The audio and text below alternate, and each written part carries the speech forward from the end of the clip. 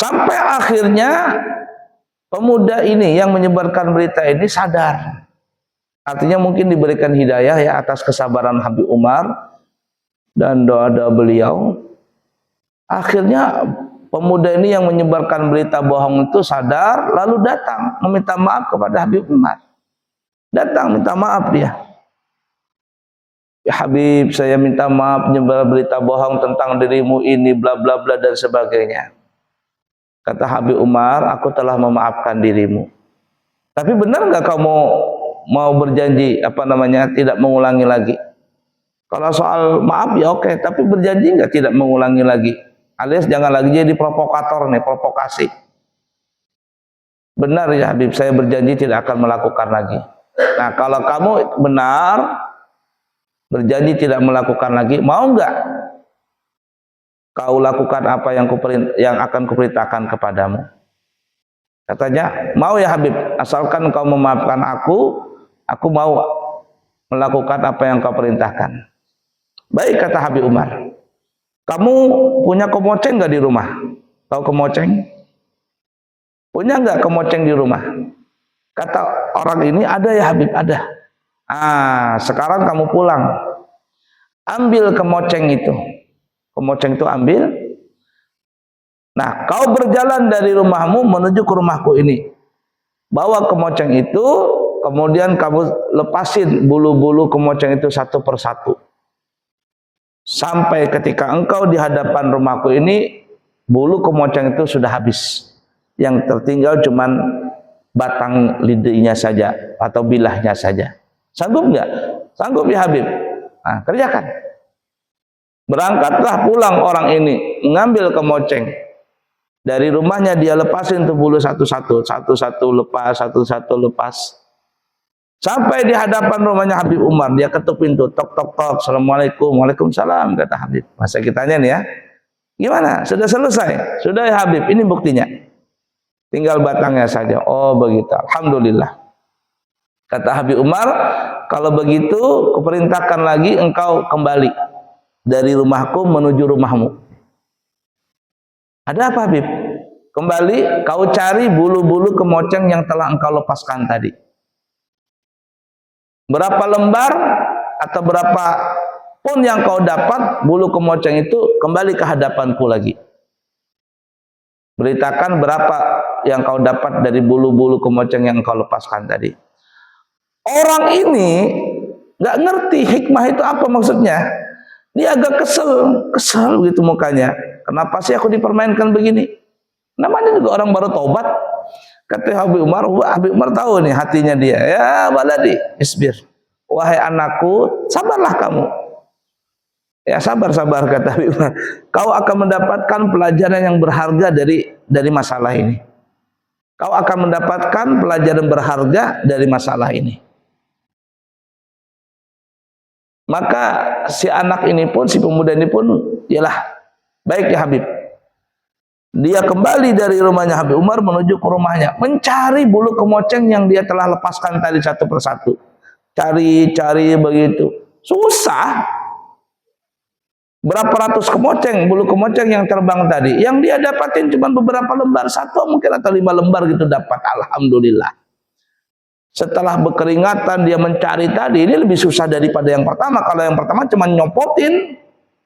Kalau yang terakhir ini, yang kedua ini cari gimana? Susah mengumpulkan itu, cuma dapat 1 atau 5 lembar. Dapat itu kembali ke rumah Habib Umar. Badannya keringatan, capek, kehausan. Minum dulu. Ya Habib cuma dapat beberapa lembar. Oh begitu? Ya. Ya waladi isma'. Wahai anakku dengarkan. Berita yang kau sebarkan tadi, berita bohong itu yang kau sebarkan, itu sama seperti engkau melepaskan bulu kemoceng tadi.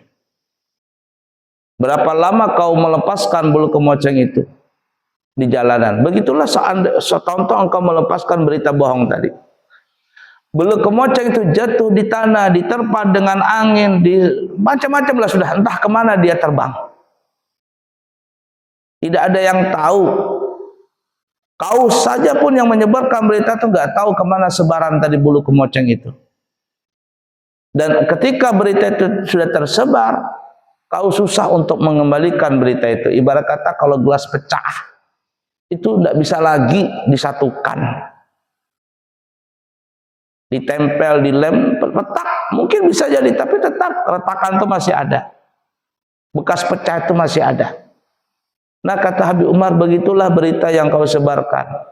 Kalau berita engkau sudah tersebarkan sama bulu kemoceng itu, ketika berita itu sudah tersebar, bagaimanapun engkau ingin mengembalikan, gak bisa. Mungkin kau bisa mengklarifikasi, paling-paling 1-2 orang yang bisa percaya, tapi yang lainnya sudah tersebar berita tadi. Kata Habib Umar, wahai anakku, aku telah memaafkan dirimu, tapi berita yang telah tersebar itu, semoga Allah memaafkanmu. Semoga Allah memaafkanmu. Makanya kata para ulama ya, orang yang menyebarkan berita bohong itu bukan hanya meminta maaf kepada orang yang telah dia sebarkan berita bohongnya itu, tetapi bagaimana mengembalikan semua situasi itu menjadi normal. Syukur-syukur kembali. Kalau bisa lebih, alhamdulillah. Ada umpama tukang bakso dengan tukang bakso saingan. Si tukang bakso A mengatakan itu si bakso B itu jualan daging tikus. Percaya semua orang. Sampai ditangkap, sampai ini dan sebagainya. Diberikan daging palsu, ternyata daging palsu digantikan daging tikus. Hancur dia punya karirnya. Dia tidak bisa lagi jualan ke sana kemari. Bahkan ditangkap, saya tidak punya, tapi ini buktinya daging tikus. Ternyata bohongan. Buktinya itu dibikin direkayasa begitu. Habis dia punya karir itu. Lalu bagaimana meminta maafnya? Bukan hanya minta maaf, tapi bisa nggak kembalikan itu lagi berita itu menjadi baik. Syukur-syukur kalau dia punya bisa buka usaha lagi, pelanggannya ada lagi. Tapi berat, itu berat. Jadi kata Habib Umar, apa yang kau telah lakukan kepada diriku, aku memaafkanmu. Tapi berita yang telah tersebar ini, semoga Allah membuka maaf untukmu. Kalau urusan kau dengan kau, oke lah. Tapi berita ini tetap tersebar. Semoga Allah memaafkanmu. Selesai urusan. Habib Umar gak dendam dan sebagainya. Selesai. Anak ini pun menangis sejadi-jadinya. Nangis. Gimana di akhirat nanti kira-kira ini. Berita ini bisa nggak aku pertanggungjawabkan? Gimana itu? Itu kata ulama, satu-satunya dia mengklarifikasi. Membaiki nama orang yang telah dia bikin cacat itu. Makanya kan ada itu kalau ada orang yang berbuat masalah di Indonesia ini kan katanya harus kau minta maaf, harus mengkau klarifikasi di berita, di media sosial, di mana-mana. Bahkan minta syarat 7 hari 7 malam. Berita itu diperbaikin semuanya. Itu. Nabi Yusuf pernah begitu. Nabi Yusuf pernah difitnah, masuk penjara.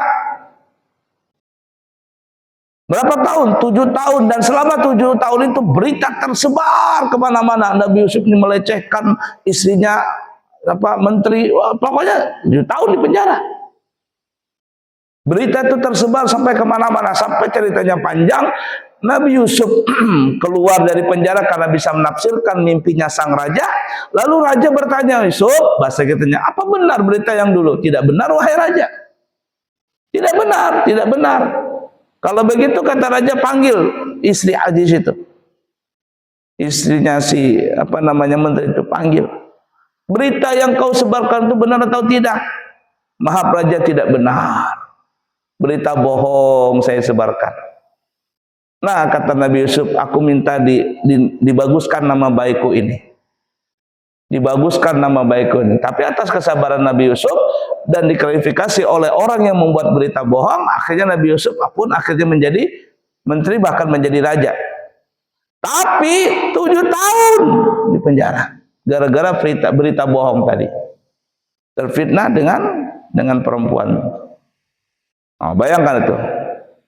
Bagaimana itu bertanggung jawab di akhirat nanti.